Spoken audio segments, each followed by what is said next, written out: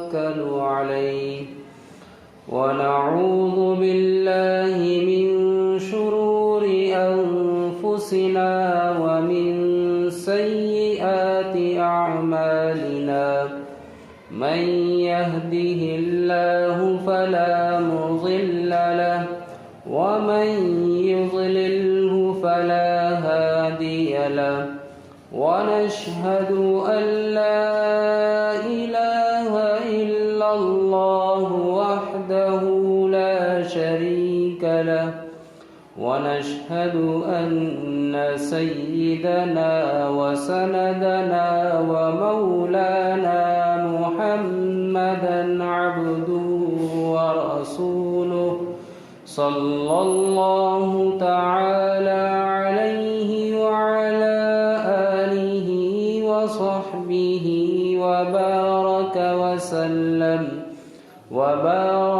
وسلم تسليما كثيرا كثيرا. أما بعد فأعوذ بالله من الشيطان الرجيم. بسم الله الرحمن الرحيم. الحمد لله رب العالمين الرحمن الرحيم مالك يوم الدين. إياك نعبد وإياك نستعين. اهدنا الصراط المستقيم صراط الذين أنعمت عليهم غير المغضوب عليهم ولا الضالين. آمين. صدق الله مولانا العلي العظيم وصدق رسوله النبي الكريم ونحن على ذلك من الشاهدين والشاكرين والحمد لله رب العالمين. میں پناہ مانگتا ہوں اللہ تبارک و تعالیٰ کی شیطان مردود سے. شروع کرتا ہوں اللہ تبارک و تعالیٰ کے پاک نام سے جو مہربان نہایت رحم کرنے والے ہیں.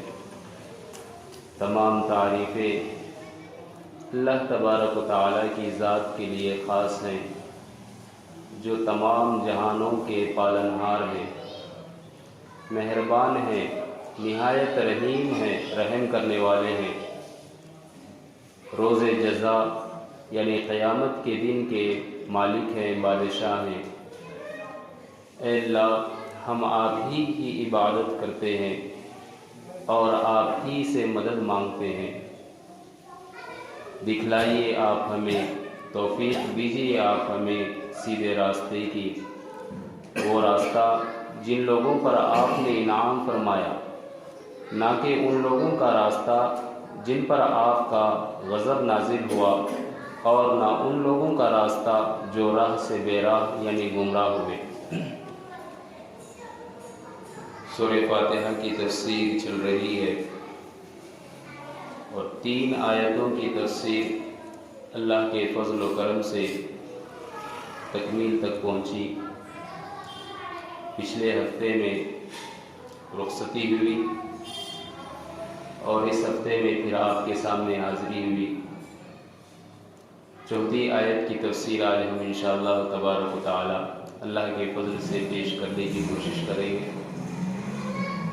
مختصر یہ ہے 4 آیت، ایاک نعبد و ایاک نستعین. میں نے بتایا تھا کہ سورہ فاتحہ اللہ اور بندوں کے درمیان آدھی تقسیم ہے. شروع میں 3 آیتیں اللہ کی تعریف، ثنا، اللہ کی بزرگی، کبریائی کیسے بیان کی جاتی ہے، اللہ نے بندوں کو بتایا کہ اگر کبھی ہمارے دربار میں آنا ہو تو آپ کو کوئی اعزاز یا کوئی گلدستہ لانے کی ضرورت نہیں ہے، آپ بس یہ الفاظ اختیار کریں، ہم خوش ہو جائیں گے، راضی ہو جائیں گے، پھر جو مانگیں گے وہ ملے گا۔ یہ ہے کہنے کا منشا۔ یہ جو آیت کریمہ ہے ایاک نعبد و ایاک نستعین، اللہ کہتے ہیں کہ یہ آیت میرے اور بندے کے درمیان آدھی آدھی ہے۔ علامہ ابن کثیر رحمۃ اللہ علیہ نے تفسیر کثیر کے اندر لکھا ہے، اور کیا لکھا ہے کہ سورہ فاتحہ مکمل قرآن کریم کے 30 پاروں کا خلاصہ ہے۔ جس نے سورہ فاتحہ سمجھ لیا اس نے قرآن کریم کو سمجھ لیا، یہ مطلب ہے۔ تو پورے 30 پاروں کا خلاصہ سورہ فاتحہ کے اندر ہے، اور سورہ فاتحہ کا خلاصہ اس ایک آیت کے اندر ہے۔ بات گویا یہ ہوئی کہ ایاک نعبد و ایاک نستعین مکمل قرآن کریم کا خلاصہ ہے۔ نعبد عبادت سے ہے۔ عبادت کا کیا معنی؟ عبادت کے معنی یہ ہے کہ کسی کی انتہائی محبت میں اپنے آپ کو عاجزی کے ساتھ، خشوع اور خضوع کے ساتھ اس کے حضور میں پیش کر دینا، یہ ہے عبادت کا مفہوم۔ اور یہ محبت کہاں ہو سکتی ہے؟ جب محبت کی انتہا ہو۔ اسی لیے امام غزالی رحمۃ اللہ علیہ نے ایک بات کہی ہے، عبادت کا جو مقام ہے نا، وہ مقام اتنا اعلیٰ اور افضل ہے کہ اس کے ذریعے سے بندہ یعنی مخلوق خالق سے ملتی ہے، اس کی اتنی ترقی ہوتی ہے عبادتوں کے ذریعے سے کہ وہ خالق تک جا کے پہنچتا ہے۔ خالق تک پہنچنے کی سیڑھی ہے عبادت۔ اس کے علاوہ جو دوسری چیزیں ہیں وہاں مثال لکھی انہوں نے کہ جیسے رسالت ہے، رسالت مطلب نبوت، نبیوں کا کام، ایسے ہی فرشتوں کا کام، یہ مخلوق کی طرف سے نہیں بلکہ خالق کی طرف سے مخلوق کی طرف آتے ہیں، اور عبادت مخلوق کو خالق تک لے کے جاتی ہے۔ یہ خاصیت ہے، یہ ہے اصل عبادت۔ اسی لیے ہمارے مفسرین نے خاص بات بتائی ہے کہ جب عبادت انسان کی زندگی میں عادت بن جاتی ہے، اور عادت اس طریقے سے بن جائے کہ سب کچھ چھوٹ سکتا ہے لیکن عادت نہیں چھوٹ سکتی، تو عبادت کو عادت بنانا ہے۔ ایک شخص ہے، رات کو دیر سے سوتا ہے، صبح کو دن کو دیر سے جاگتا ہے، بھائی اس سے پوچھا جائے کہ فجر کی نماز کیوں نہیں پڑھی آپ نے؟ وہ کہتا ہے کہ میری عادت ہے، 3 بجے تک میں سوتا نہیں ہوں، نیند نہیں آتی، اور 3 بجے نیند لگتی ہے، اس کے بعد فجر کی نماز غائب ہو جاتی ہے، یہ میری عادت ہو گئی۔ تو عادت بن جانا، انسان کی سب کچھ چیزیں چھوٹ سکتی ہیں لیکن عادت نہیں چھوٹ سکتی۔ جیسے شراب کی عادت ہے، اگر میں اس کی مثال دوں تو آپ اس کو اچھے طریقے سے سمجھ جائیں گے۔ شراب کی عادت ایسی ہے کہ انسان ساری چیزیں چھوڑ سکتا ہے، لیکن شراب پینے والا شرابی شراب کبھی نہیں چھوڑ سکتا۔ اسی وجہ سے یورپ میں 1922 میں جب یورپ جو ہے سرکار جو ہے پریشان ہو گئی کہ یہ شراب واقعی میں بڑی نقصان دہ ہے، مضر ہے، اس سے حادثات، فسادات، طرح طرح کی جو ہے وبائیں اور طرح طرح کے معاملات پیش آ رہے ہیں، کیا کیا جائے آخر؟ چنانچہ 1922 میں یورپ میں قانون بنا کہ شراب پر پورے یورپ میں پابندی لگا دی گئی، اور پابندی کو جو ہے زبردستی منوانے کے لیے قانون کو پولیس اور دوسری مختلف ایجنسیاں بھی لگوا دی گئی کہ بھئی اب پیچھے لگو۔ چنانچہ پوری فیکٹریاں بند ہو گئی، شراب کی دکانیں بند ہو گئی، جہاں کوئی شراب بیچتا ہوا دیکھتا پولیس اور دوسری ایجنسیاں اس کو پکڑ لیتی۔ اس کا اثر یہ ہوا کہ جب تک پولیس کی ڈیوٹی اور ایجنسیاں رہتی تب تک تو لوگ شراب خریدنے یا بیچنے نہیں جاتے۔ کارخانے جو ہے بند کر دیے گئے تو لوگوں نے یہ کیا کہ بھئی گھروں کے اندر شراب بنانی شروع کر دی۔ اس سے پھر دوسری اور نقصان پیش آئے کہ جب شراب فیکٹری میں بنتی تھی تو صاف و شفاف کام ہوتا تھا، اب گھروں میں بننے لگی تو محلوں میں گندگی، معاشرے کے اندر گندگی اور زیادہ پھیل گئی۔ تو کہنے کا منشا یہ ہے کہ جب تک پولیس اور ایجنسیاں تھی لوگ شراب کو ہاتھ نہیں لگاتے۔ اب رات میں ڈیوٹی ختم، لوگ رات میں شراب کا کاروبار کرنے لگے، شراب پینے لگے، راتوں کو خریدنے لگے، جنگلوں میں جا کر لینے لگے، تو دیہاتوں کا رخ کرنے لگے جہاں پر شراب کی بھٹیاں ہوتی۔ قانون بنانے کے بعد بھی لوگوں کی عادت ایسی تھی کہ وہ عادت چھوٹی نہیں، جو کچھ بھی چاہے جیسے چاہے ویسے اس کو حاصل کرنا چاہ رہے تھے لوگ۔ لیکن شریعت نے عادت کو عبادت میں بدلنے کا اور عبادت کو عادت میں لانے کا مزاج بنایا۔ کیسے؟ یہ تو یورپ کا معاشرہ تھا، آپ اہل عرب کی طرف آئے ہیں۔ عرب میں بھی شراب کا رواج عام تھا۔ میں ایک ہی مثال سے دونوں باتیں سمجھا رہا ہوں۔ عرب میں شراب کا مزاج عام تھا۔ اللہ کے رسول کی جب بعثت ہوئی اس وقت گھر گھر شراب پی جاتی تھی۔ اگر آپ کو کبھی توفیق ہو تو عربی کی ڈکشنری لیں اور اس میں شراب کو عربی میں کیا کہتے ہیں اس کو سرچ کریں تو 200 ورڈز ملیں گے، 200 الفاظ شراب کو۔ صبح کو پی جانے والی شراب کا نام الگ، شام کو پی جانے والی شراب کا نام الگ، کھجور سے بنائی جانے والی شراب کا نام الگ، انگور سے بنائی جانے والی شراب کا نام الگ، پانی میں ڈال کر پی جانے والی شراب کا نام الگ۔ تو اس طریقے سے جو ہے 200 نام آئے، کسی اور چیز کے نام نہیں اتنے۔ اس سے ان کے ذوق کا اندازہ لگ سکتا ہے۔ خود وہاں کے شعراء کہتے ہیں کہ جب تک ہم صبح میں اٹھ کر 4 جام شراب کے نہیں پیتے اور ہمارا پیجامہ جو ہے نشے کی حالت میں نیچے نہیں لڑکتا تب تک ہمیں جو ہے اس بات کا جو ہے بالکل بھی جو ہے احساس نہیں ہوتا کہ ہم نے شراب نہیں پی۔ شراب پینے کے بعد پیجامہ جب لٹکے گا تو ہماری عزت اور شرافت جو ہے جب کام آئے گی۔ چنانچہ وہ لوگ یہ کہتے ہیں، کیونکہ ان کے یہاں مشہور تھا کہ جو جتنا زیادہ شراب پیتا ہے وہ اتنا زیادہ معزز، شریف النفس اور سب سے زیادہ ادب اور تہذیب والا۔ وہ لوگ اس کو سمجھتے تھے۔ پھر ہوا کیا؟ اللہ کے رسول کی بعثت ہوئی۔ ابتدا میں غزوہ احد تک شراب کی مختلف قباحتیں بتائی گئی۔ یسألونک عن الخمر والمیسر قل فیہما اسم کبیر ومنافع للناس واسمہما اکبر من نفعہما۔ لوگ آ کر سوال کرنے لگے کہ اسلام میں شراب کا کیا مسئلہ ہے؟ اللہ کے رسول نے قرآن کریم کی آیت بتائی، قل فیہما اسم، اس میں گناہ ہے لیکن اس کے اندر منافع بھی ہیں، لیکن اس کا گناہ اس کے منافع سے زیادہ بڑا ہوا ہے۔ سمجھایا گیا ہے۔ اس طریقے سے ترتیب ہوا غزوہ احد تک۔ غزوہ احد میں بھی جو ہے بعض صحابہ صبح کے وقت شراب پی کر جنگ میں شرکت کی۔ تو اس طریقے سے مزاج تھا۔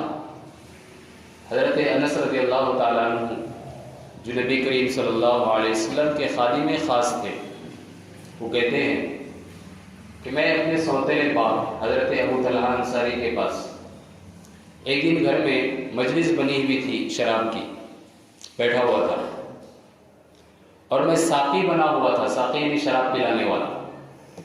سب لوگ بیٹھے ہوئے ہیں اور میں سب کے جو ہے شراب کے گلاس میں شراب انڈیل رہا تھا۔ اتنے میں باہر سے ایک آواز آئی کہ الا ان الخمر قد حرمت، سن لو مدینے والوں، شراب آج کے دن حرام ہو گئی۔ راوی حدیث حضرت انس سے کہتے ہیں کہ میں شراب پلاتے ہوئے سب کو دیکھ رہا تھا، کوئی جام جو ہے اٹھا رہا ہے، کسی کا گلاس منہ تک لگا ہوا ہے، کوئی ابھی پینے کی کوشش میں ہی ہے، گھونٹ لینے کی کوشش میں ہے، جیسے ہی یہ آواز سنی سب نے اپنے جام پھینک دیے، سب نے اپنی جام پھینک دیے۔ کسی نے یہ کوشش بھی نہیں کی کہ ایک گھونٹ یا اتنا جتنا گلاس کے اندر وہ پی لیا جائے پھر بعد میں دیکھا جائے۔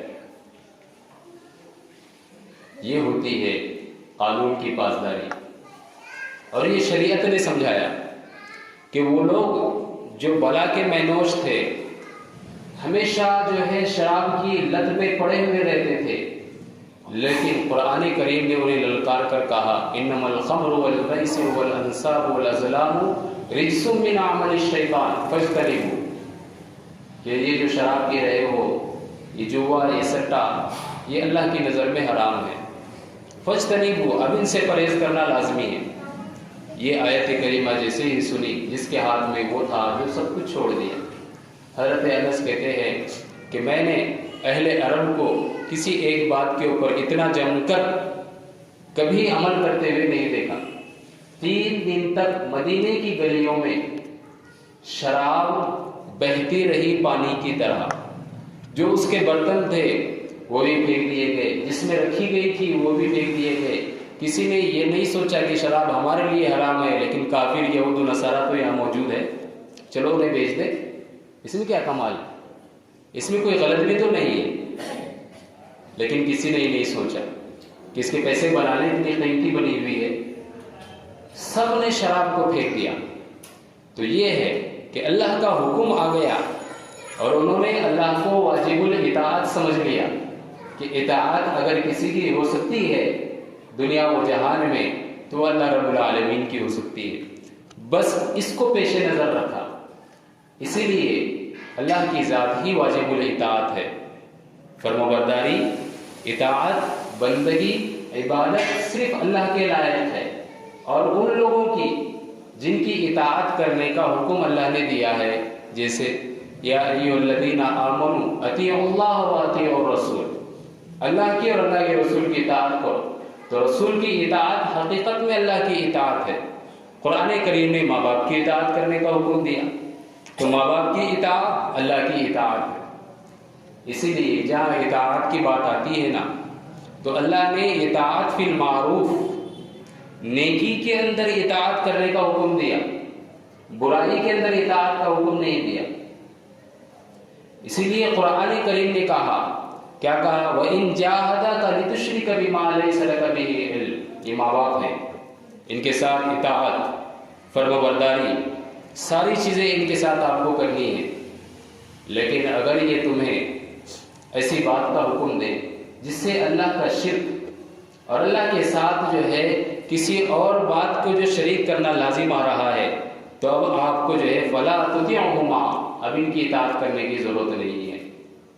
معاملہ یہی تھا اہل اول میں، مکہ المکرمہ کی زندگی میں دین کی اشاعت جب شروع ہوئی تو بعض لوگ ایسے تھے کہ وہ اپنے گھر میں تنہا تنہا اکیلے مسلمان تھے، کہیں اولاد مسلمان ہے تو ماں باپ کافر ہیں، کہیں ماں باپ مسلمان ہیں تو اولاد کافر ہے، یہ نقشہ بنا ہوا ہے۔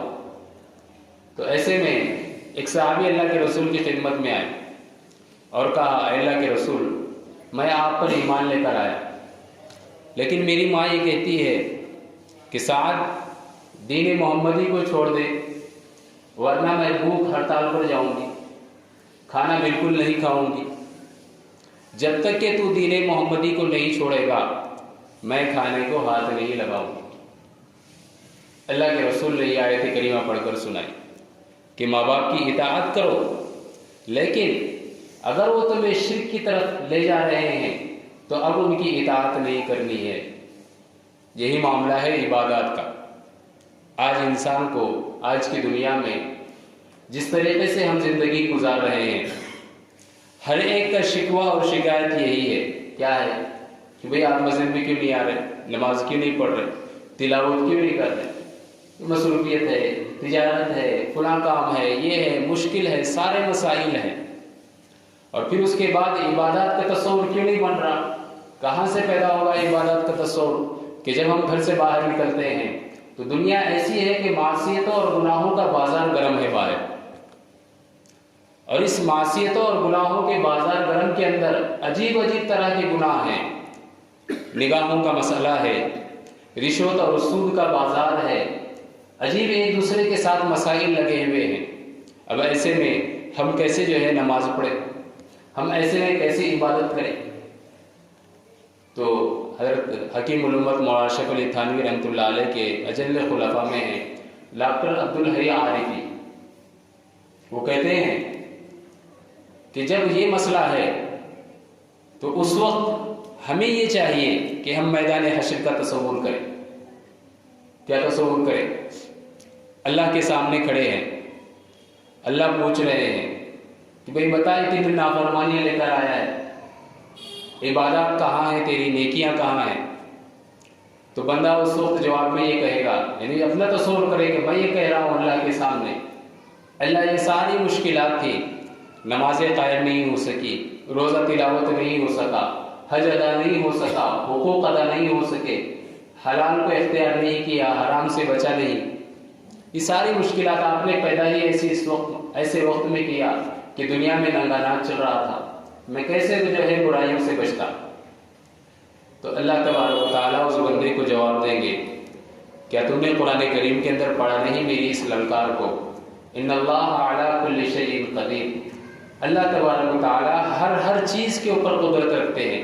کیا تم نے کبھی اپنی اس مشکل کے لیے مجھ سے دعا مانگی کہ میری مشکلات کو آسان کر دے، میری مشکلات کو دور کر دے، میرے لیے عبادتوں کا ادا کرنا آسان ہو جائے، آپ کی اطاعت میں زندگی گزارنا آسان ہو جائے، شریعت کو سمجھنا آسان ہو جائے؟ عجیب بات ہے کہ آج ہم ساری جو چیزیں دنیا کے اندر ہیں شریعت کو چھوڑ کر، چاہے وہ گناہوں کے کام ہوں یا نہ ہوں، ہم بڑی آسانی سے اس کو کر لیتے ہیں.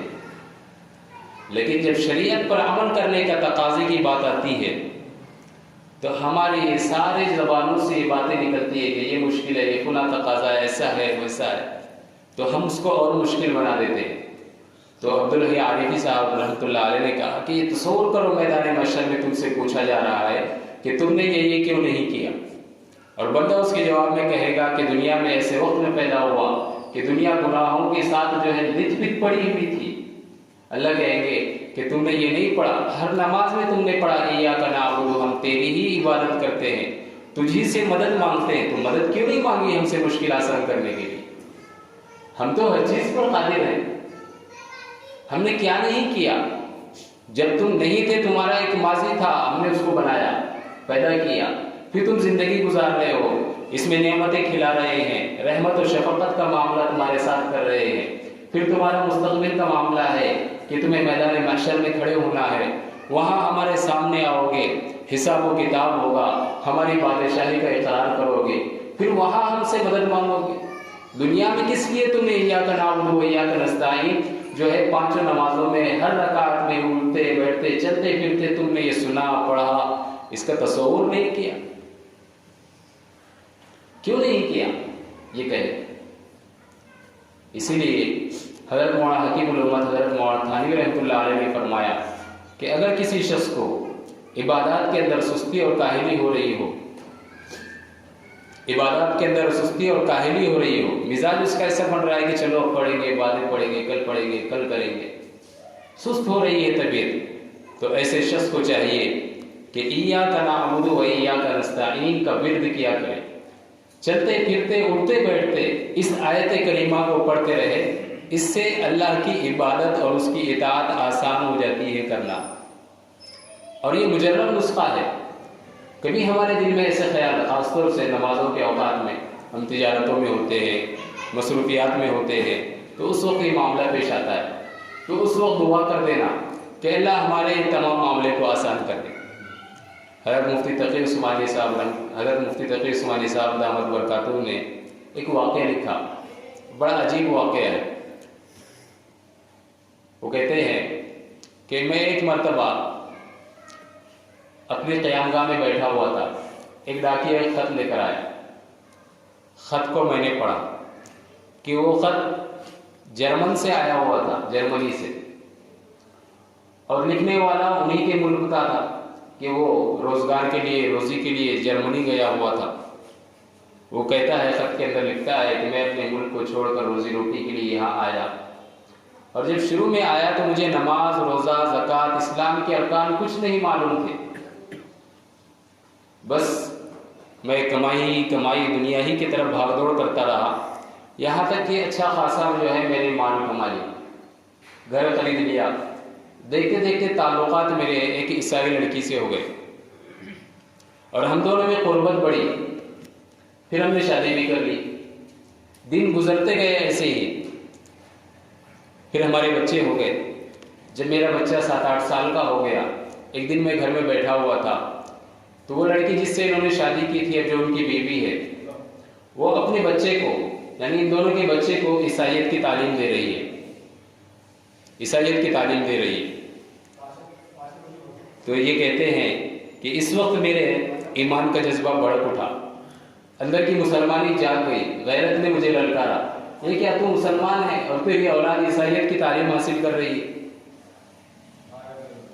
تو میں نے آپ کو یہ خط اس لیے لکھا ہے کہ میں نے اپنی بیوی کو سمجھانے کی کوشش کی کہ بھئی تم بچے کو عیسائیت کی تعلیم کیسے دے رہی ہو, اس کو مسلمان بناؤ, میں مسلمان ہوں.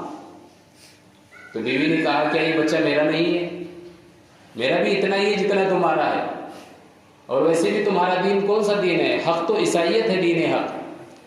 تو میں اس سے بحث کرنے لگا, لیکن چونکہ میں اسلام کے بارے میں کچھ نہیں جانتا تھا, یہاں تک کہ عبادات بھی نہیں جانتا تھا کہ نماز کیسے پڑھنی ہے, تو میں اس سے کیا بحث کرتا. تو جب بھی وہ مجھ سے بحث کرتی میں اس سے بحث میں ہار جاتا. اب میں خط آپ کو اس لیے لکھ رہا ہوں کہ آپ میری رہنمائی فرمائیں کہ میں اب کیا کروں. تو مفتی تقی عثمانی صاحب دامت برکاتہ کارکنوں نے اس کو جواب لکھا اور کہا کہ 2 باتوں کا مجھ سے وعدہ کرو تو تمہاری مشکل آسان ہو سکتی ہے. کیا؟ ایک یہ کہ مفتی تقی عثمانی صاحب کی کتاب ہے عیسائیت کیا ہے, اس کی پوری ڈیٹیل انہوں نے کتاب کے اندر لکھی ہے کہ یہ کتاب تمہیں بھیج رہا ہوں, تم بھی پڑھو اور اپنی بیوی کو بھی پڑھواؤ. اور دوسری بات یہ ہے کہ روزانہ رات میں اٹھ کر اللہ سے دعا مانگو کہ اے اللہ, اگر دین اسلام برحق ہے تو اس کی حقانیت اور سچائیت کو میرے دل کے اندر ڈال دے, اور اگر دین عیسائیت حق ہے تو مجھے اس کی طرف, اس کے کام کی طرف راغب کر دیجیے. بس یہ دعا تم دونوں میاں بیوی کو کرنی, اور اس کے لیے اس کو منواؤ. تو یہ دعا تو آسان تھی, کتاب بھی پڑھنا آسان تھی, لیکن بیوی سے کروانا یہ بڑا مشکل تھا. تو یہ کتاب ان تک پہنچی.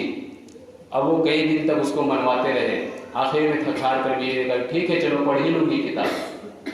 پھر اس کو منوا بھی دیا کہ تم جب بھی جو ہے عبادت کرو گی تو یہ دعا اللہ سے مانگو کہ اسلام اگر دین حق ہے اس کی حقانیت کو میرے دل کے اندر اتار دے, اور عیسائیت اگر حق ہے تو اس کی حقانیت کو میرے دل کے اندر اتار دے. اور پھر ادھر مفتی صاحب کہتے ہیں کہ میں بھی دعا میں لگ گیا کہ اے اللہ یہ بڑا مشکل معاملہ ہے, اس کو آسان فرما دے اور آسانی کے ساتھ ان کے معاملے کو حل فرما دے. کہتے ہیں کہ کئی مہینوں کے بعد مجھے خط آیا, اور خط کے اندر کیا لکھا تھا کہ میری بیوی بالآخر مان گئی, اور میں نے اس کو سمجھا دیا تھا کہ یہ 1-2 دن نہیں کرنا بلکہ لگاتار کئی دنوں تک کرنا ہے, جب تک کہ تمہیں حقانیت نظر نہ آ جائے, آئینے کی طرح معاملہ صاف نہ ہو جائے. تو میں نے اس کو کروایا. 3 مہینے تک ہم نے دعائیں کی. انہوں نے خط میں لکھا کہ ایک روز یہ ہوا کہ میری بیوی اور میں کسی کام سے یونیورسٹی گئے تھے, اور ڈرائیور گاڑی وہی کر رہی تھی. یونیورسٹی سے کام کر کے ہم واپس آئے. راستے میں اچانک اس نے گاڑی روکی, ایک طرف لے لی اور اپنا سر اسٹیئرنگ پر رکھ کر دھاڑے مار کر رونے لگی. اب میں پریشان ہو گیا کہ پتہ نہیں کیا معاملہ, دل کا دورہ پڑ گیا, اٹیک ہو گیا وغیرہ کچھ. میں نے پوچھا کیا تکلیف ہے, کچھ ہو گیا تمہیں, کوئی تکلیف ہے؟ اس نے کہا کہ نہیں, میں بھی جو ہے کتنی گمراہی میں پڑی ہوئی تھی, آج جو ہے مجھے اسلام کی حقانیت کا پتہ چل گیا ہے, اور مجھے فوراً جو ہے کسی کے یہاں لے جاؤ اور مسلمان کروا دو. چنانچہ میں اس کو اسلامک سینٹر میں لے گیا, کلمہ پڑھایا, اور آج جب خط لکھ رہا ہوں رمضان کے دن ہے, ہم دونوں صبح اٹھ کر سحر کی اور روزے سے ہیں, اور میری بیوی آپ کو شکریہ ادا کر رہی ہے. یہ اسلام کی حقانیت ایک تو یہ بات ہے، لیکن جو مجھے یہ واقعہ سنا کر بتانا ہے وہ یہ ہے کہ دعاؤں سے ایسے مسئلے اللہ تبارک و تعالیٰ حل فرماتے ہیں۔ تو کہنے کا منشا یہی ہے کہ آپ نے ہمیں پیدا کیا، اتنی بہترین زندگی نعمتوں سے مالا مال فرمائی، پھر آخرت میں بھی آپ ہمارے ساتھ جو ہے رحم و کرم کا معاملہ کریں گے۔ جب ساری خدائی، ساری صفات اچھی اور کمال کے ساتھ آپ کی ہیں تو واجب الاطاعت بھی آپ ہی ہیں اور آپ ہی کی عبادت ہم کو کرنی ہے، لیکن اس عبادت میں مشکلیں بھی آتی ہیں، طرح طرح کے مسائل بھی آتے ہیں۔ اے اللہ تو اسے دور فرما، وَإِيَّاكَ نَسْتَعِينُ، ہم آپ ہی سے مدد مانگتے ہیں۔ مدد مانگنے کا مطلب یہ ہے کہ جب مشکلات پیش آئیں تو رجوع اللہ ہونا چاہیے، اللہ سے لو لگانا چاہیے، اللہ کی طرف دوڑنا چاہیے۔ آج کی اس بھاگتی ہوئی دنیا کے اندر انسان مادیت کی طرف، اسباب کی طرف تو بھاگ رہا ہے، لیکن قرآن کریم اسے چیخ چیخ کر کہہ رہا ہے کہ یہ اسباب و وسائل تمہارے تمام مسائل کو حل کرنے والے نہیں ہیں، مسائل کو حل کرنے والی ذات صرف اور صرف اللہ تبارک و تعالیٰ کی ہے۔ یہ تصور جب ہمارے ذہن کے اندر بیٹھے گا تو عبادتیں ہماری عادتیں بن جائیں گی۔ عادتیں کیسی بنتی ہے؟ حضرت مولانا رشید احمد گنگوئی رحمۃ اللہ علیہ بڑے فقیہ تھے اپنے وقت کے، دارالعلوم دیوبند کے سرپرست بھی تھے اور کئی کتابیں انہوں نے لکھی ہیں۔ اپنے زمانے کے ایک بڑے فقیہ تھے مانے ہوئے۔ تو ایک دن طلباء نے ان سے سوال کیا کہ حضرت ایک مسئلہ ہے، کہ کیا مسئلہ ہے؟ کہ جب ہم مسجد میں داخل ہوتے ہیں تو مسجد میں داخل ہونے کی سنت یہ ہے کہ دائنا پیر اندر ڈالیں، اور باہر نکلنے کی سنت یہ ہے کہ بایاں پیر باہر نکالیں۔ یہ سنت تو ٹھیک ہے، لیکن جب مسجد میں ہم آتے ہیں چپل پہن کر آتے ہیں، اور چپل پہننے کی سنت دایاں پیر پہلے، نکالنے کی سنت بایاں پیر پہلے۔ اب مسجد میں آنا ہے، گیٹ پر کھڑے ہیں، اب چپل نکال رہے ہیں تو پہلے بایاں پیر نکلے گا، داخل کیسے کریں گے؟ دایاں پیر کیسے داخل کریں گے؟ بایاں پیر کو ہوا میں رکھ کے داخل کریں گے؟ بالکل نہیں کر سکتے۔ یہ سمجھ میں نہیں آ رہا اس پر عمل کیسے ہوگا؟ تو مولانا رشید احمد گنگوئی رحمۃ اللہ علیہ نے کہا کہ بات تو صحیح ہے تمہاری، میں بھی ذرا پریشان ہوں، اب تک میری بات سمجھ میں نہیں آئی۔ چلو ٹھیک ہے، عصر کی نماز کا وقت ہوا ہے، نماز کے بعد بیٹھ کر مسئلے کو حل کرتے۔ طلباء نے کہا کہ ٹھیک ہے چلو۔ پھر راستے میں آتے ہوئے طلباء نے کہا مسئلہ تو یہ ہے، لیکن حضرت کا عمل کیا ہے ہم دیکھیں گے آج۔ تو نماز کے لیے مسجد میں جا رہے ہیں، حضرت کیا کرتے ہیں اس مسئلے میں یہ دیکھیں گے، ان کا خود کا عمل کیا ہے۔ تو دیکھا کہ حضرت نے پہلے بایاں پیر نکالا، اس کو بائیں پیر کی چپل کے اوپر رکھا، پھر دائیں پیر کی چپل سے دائیں پیر کو نکالا اور دائیں پیر کو مسجد میں داخل کیا۔ واپسی میں نکلتے وقت پہلے بائیں پیر کو نکال کر چپل کے اوپر رکھا، پھر دائیں پیر کو نکالا اور دائیں پیر کی چپل میں ڈالا۔ یہ دیکھ لیا، مسئلہ حل ہو گیا۔ تو حضرت جب آ کر بیٹھے پھر دوبارہ درسگاہ کے اندر، طلباء نے کہا حضرت وہ جو مسئلہ تھا وہ مسئلہ حل ہو گیا۔ بولے کیسے؟ بولے ہم نے اس طریقے سے آپ کو عمل کرتے دیکھا۔ ہاں یہ تو عادت بن گئی، ان کو پتہ بھی نہیں کہ سنتوں پر یوں عمل ہو رہا ہے، کہ عبادتیں عادت بن گئی، اور لیکن مسائل جب پوچھے جا رہے ہیں تو عادت یہ بنی ہوئی اور مسائل کے حل کرنے میں تفکر ہے۔ تو اس طریقے سے عبادتیں عادت بنتی ہیں۔ اسی لیے آج جو کچھ بھی ہمارے، اچھا عبادت کا مفہوم بھی ہمارے یہاں کیا پتہ ہے؟ عبادت صرف نماز کا نام نہیں ہے۔ امام غزالی رحمۃ اللہ علیہ نے 10 قسم لکھی ہے عبادت کی، کہ جس طریقے سے نماز عبادت ہے، روزہ بھی عبادت ہے، حج بھی عبادت ہے، زکوٰۃ آ جائے زکوٰۃ بھی عبادت ہے، پڑوسیوں کے حقوق بھی عبادت ہے، حلال کو اختیار کرنا یہ بھی عبادت ہے، حرام سے بچنا یہ بھی عبادت ہے، حقوق العباد کو ادا کرنا یہ بھی عبادت ہے، حقوق اللہ کو ادا کرنا یہ بھی عبادت ہے۔ عبادت کا مفہوم اور تصور بڑا وسیع ہے، ہم صرف اس کو مسجد تک لے کر آئے ہیں خالی بس، نماز پڑھ لو عبادت۔ اور نمازیں بھی وہ ہیں کہ جن کے اندر اللہ تبارک و تعالیٰ نے خود ارشاد فرمایا کہ نماز ایسی پڑھنی چاہیے کہ وہ نماز انسان کو خدا یاد دلائے یا خدا تک پہنچائے۔ اللہ کے رسول نے ارشاد فرمایا ان تعبد اللہ کأنک تراہ فإن لم تکن تراہ فإنہ یراک۔ اللہ کی عبادتیں ایسے کیا کرو کہ جب اللہ کے حضور میں کھڑے ہو تو یہ تصور کرو کہ میں اللہ کو دیکھ رہا ہوں، اور اگر تمہارا تصور وہاں تک نہیں پہنچا تو کم سے کم اس یقین کے ساتھ نماز پڑھو کہ اللہ تبارک و تعالیٰ مجھے دیکھ رہے ہیں۔ یہ جو حضوری ہو رہی ہے اللہ کی حضوری ہے، کسی اور کے آگے یہ پیشانی تو یارب نہیں جھکتی، تو جب پیشانی کسی اور کے آگے نہیں جھکتی تو پھر باہر کی دنیا کا تصور نمازوں میں کیوں؟ وہ مزاحیہ واقعہ ہے نا کہ ایک مرتبہ امام صاحب نماز میں بھول گئے کہ کتنی رکعتیں ہوئی، تو پیچھے سے ایک تاجر کھڑے ہو کر کہنے لگا کہ 3 ہی رکعتیں ہوئی مولوی صاحب۔ بولے تمہارے پاس کیا دلیل ہے 3 رکعتیں ہو گئی؟ بولے میں ہمیشہ ہر نماز میں 4 دکانیں ہیں، 4 رکعت میں 4 دکانوں کا حساب کرتا ہوں، آج 3 ہی دکانوں کا حساب کیا، 3 رکعتیں ہوئی۔ تو ہماری عبادتیں یوں ہیں، تو اللہ تبارک و تعالیٰ سے ہمیں دعا کرنی چاہیے کہ اللہ تبارک و تعالیٰ نے جب پیدا کیا ہے، ساری نعمتیں دی ہیں، رحم و کرم کا معاملہ کیا ہے، عفو و در کے ساتھ زندگی گزر رہی ہے، تو اے اللہ عبادت کا طریقہ بھی آسان کر دے، عبادتوں کو ادا کرنے کا بھی طریقہ آسان کر دے، اور اس میں جو مشکلات پیش آ رہی ہیں اے اللہ آپ کی ذات ہے کہ آپ کے علاوہ کوئی مستعین اور کوئی معین اور کوئی مددگار نہیں ہے، بس آپ ہماری جو ہے آسانیاں کریں، ہم عبادتیں کرتے رہیں گے۔ ایک بات آخر یہ رہ گئی کہ عبادتیں جو ہم کرتے ہیں، نماز پڑھتے ہیں، روزہ کرتے ہیں، ثواب کے لیے کرتے ہیں یا عذاب سے بچنے کے لیے کرتے ہیں؟ نہیں، عبادتیں صرف اور صرف اللہ کی ذات کے لیے کی جائیں، مفہوم سے ہٹ کر کہ ثواب ملے گا یا عذاب ہٹے گا۔ جب یہ تصور ہوگا تو عبادت صحیح ہوگی، جامع بھی ہوگی، مانے بھی ہوگی۔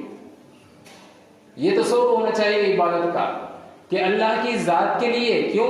اس لیے کہ اللہ نے پیدا کیا، نعمتیں اللہ کھلا رہے ہیں، پھر اپنے پاس بلائیں گے، وہاں بھی جو ہے اپنے پاس جو ہے عفو درگزر کا معاملہ کریں گے، تو یہ ساری جب چیزیں اللہ ہی کے لائق ہیں، عبادت بھی اسی کے لائق ہونی چاہیے نا،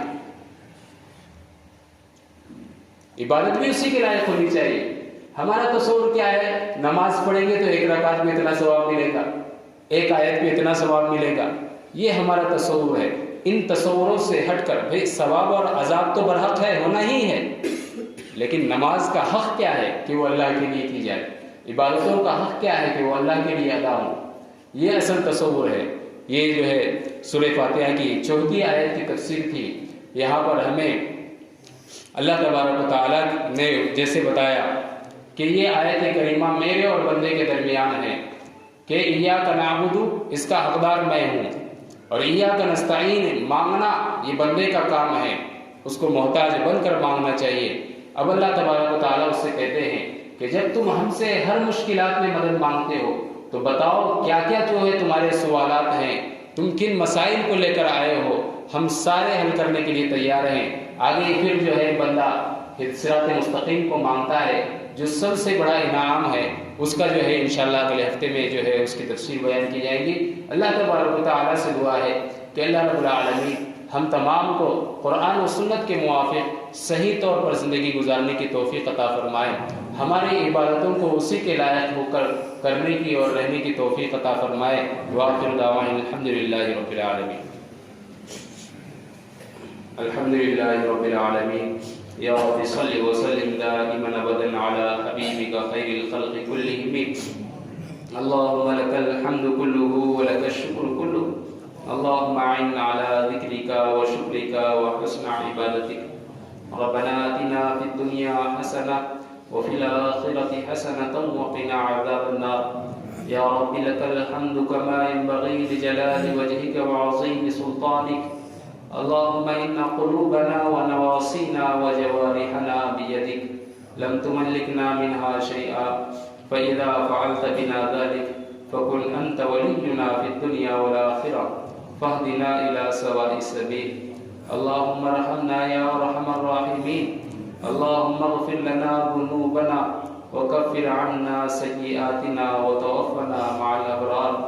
يا إله العالمين، يا أكرم الأكرمين، یا حی یا قیوم، برحمتک نستغیث، اصلح لنا شأننا کلہ ولا تکلنا الی طرفۃ عین۔ اے مولا کریم ہمارے گناہوں کو معاف فرما، خطاؤں سے درگزر فرما، سیئات کو حسنات سے مبدل فرما۔ مولا ایک آپ ہی کی ذات ہے جس سے ہم مانگتے ہیں، مولا آپ کے سوا ہماری دعاؤں کو قبول کرنے والا کوئی نہیں، ہماری ضرورتوں کو حاجتوں کو پورا کرنے والا کوئی نہیں۔ اے مولا کریم ہمارے لیے تمام مسائل کو آسان فرما، تمام مشکلات کو آسان فرما، آنے والی مصیبتوں اور بلاؤں کو دور فرما۔ اے مولا کریم جو کچھ بھی ٹوٹی پھوٹی عبادتیں کی جا رہی ہیں، مولا ٹوٹی پھوٹی نمازیں ہیں، تلاوتیں ہیں، ذکر و اذکار ہیں، دعائیں ہیں، اے مولا کریم یہ سب آپ ہی کے لائق نہیں ہیں، اگرچہ کہ یہ آپ کے لائق نہیں ہیں لیکن مولا آپ ہی کے لیے کی گئی ہیں۔ مولا جیسے چاہے ٹوٹی پھوٹی عبادتوں کو اے مولا کریم اپنے فضل سے قبول فرما، اے مولا کریم اپنے فضل سے قبول فرما، اور آئندہ بھی عبادتوں کو کرنے کی توفیق عطا فرما۔ اے مولا کریم جب تک کہ آپ کی طرف سے توفیق شامل حال نہ ہوگی، اے مولا کریم ہم کچھ نہیں کر سکتے، ہم کمزور ہیں، فقیر ہیں، ناتوا ہیں۔ اے مولا کریم ہمارے ساتھ عفو و درگزر کا معاملہ فرما، اپنی توفیق کو ہمارے ساتھ شامل حال فرما۔ اے مولا کریم جن لوگوں نے دعاؤں کے لیے کہا ہے، لکھا ہے، اے مولا کریم ان تمام کے مسائل کو حل فرما۔ اس مجلس میں جو لوگ بھی بیٹھے ہوئے ہیں، بیٹھنے والوں میں بچے بھی ہیں، بوڑھے بھی ہیں، جوان بھی ہیں، اے مولا کریم ہر ایک کے دل میں کچھ نہ کچھ تمنائیں آرزویں ہیں، اے مولا کریم اپنے فضل سے اور رحمت سے ہر ایک کی تمناؤں اور آرزوؤں کو مکمل فرما۔ اے مولا کریم سب کو اپنی مراد تک پہنچا، اے مولا کریم سب کے مسائل کو حل فرما۔ اے مولا کریم جو کچھ بھی مانگا جا رہا ہے وہ بھی عطا فرما، جو مانگنے سے رہ گیا وہ بھی عطا فرما، جو بیمار ہیں انہیں شفا عطا فرما، شفا کاملہ عاجلہ دائمہ عطا فرما۔ اے مولا کریم جو پریشان حال ہیں ان کی پریشانیوں کو دور فرما، اور جو بیمار ہیں مولا کریم بیماریوں سے نکل کر آئے ہیں انہیں صحت و تندرستی و عافیت عطا فرما۔ اے مولا کریم رشتہ داروں میں، دوست و احباب میں، اعزاء اقرباء میں جو لوگ اس دنیا سے گزر گئے، اے مولا کریم سب کی مغفرت فرما، سب کے قبروں کو نور سے منور فرما، سب کے قبروں کے معاملات کو آسان فرما، حساب و کتاب کو آسان فرما، قبروں کو وسیع فرما۔ اے مولا کریم ہم تمام کے لیے اس دنیا میں جب تک بھی ہم زندہ رہیں اسلام پر زندہ رکھنا، جب ہم سب کا خاتمہ ہو اور پوری امت مسلمہ کا خاتمہ ہو، اے مولا کریم ہم سب کا خاتمہ اپنے فضل سے ایمان پر ختم فرمانا۔ اے مولا کریم نبی کریم صلی اللہ علیہ وسلم نے خیر کے لین سے جتنی بھی دعائیں مانگی ہیں ان سب میں ہمارا حصہ شامل حال فرما، جن شرور و فتن سے پناہ مانگی ہے ان سب سے ہماری اور پوری امت مسلمہ کی حفاظت فرما۔ ربنا وتقبل دعاء انك انت السميع العليم وتب علينا انك انت التواب الرحيم، وصلى الله على النبي الكريم برحمتك يا